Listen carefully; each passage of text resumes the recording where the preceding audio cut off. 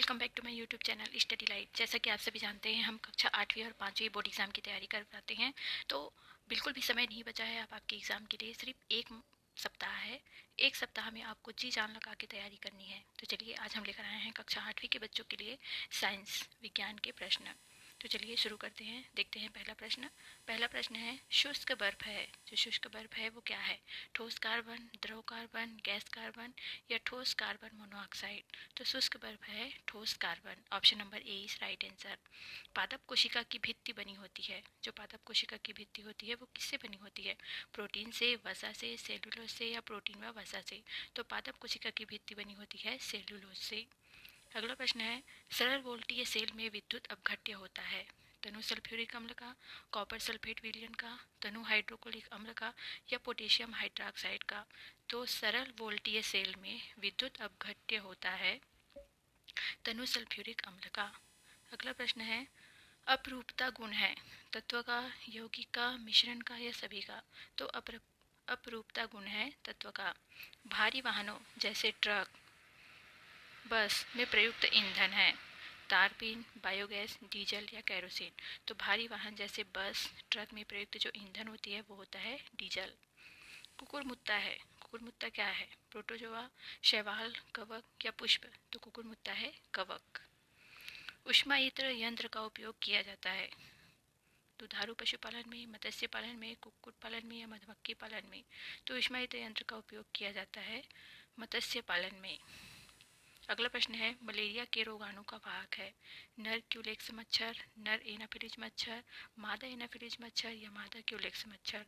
तो मलेरिया के रोगाणु का वाहक है मादा एनाफिलीज मच्छर। ध्वनि का संचरण संभव नहीं है धातु में, पानी में, निर्वात में या हवा में? तो ध्वनि संचरण संभव नहीं है निर्वात में। निम्न में से कौन सा नर हार्मोन है?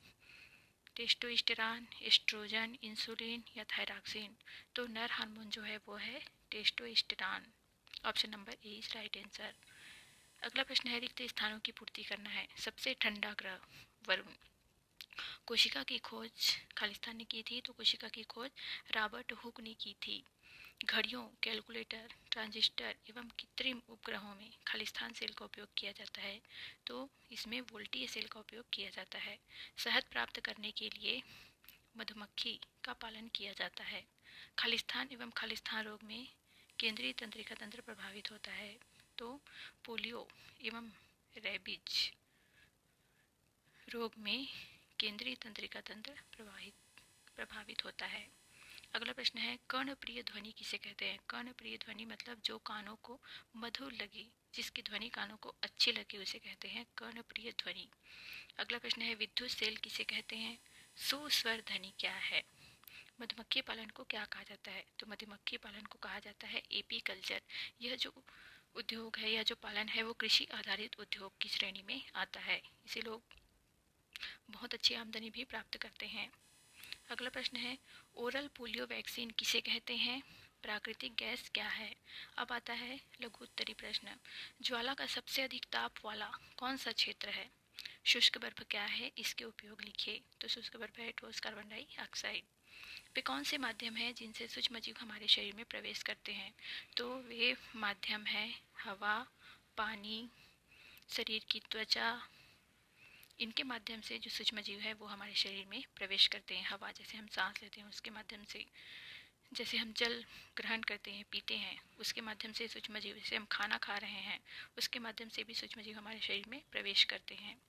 लगातार चलती हुई कोई मशीन गर्म हो जाती है, क्यों?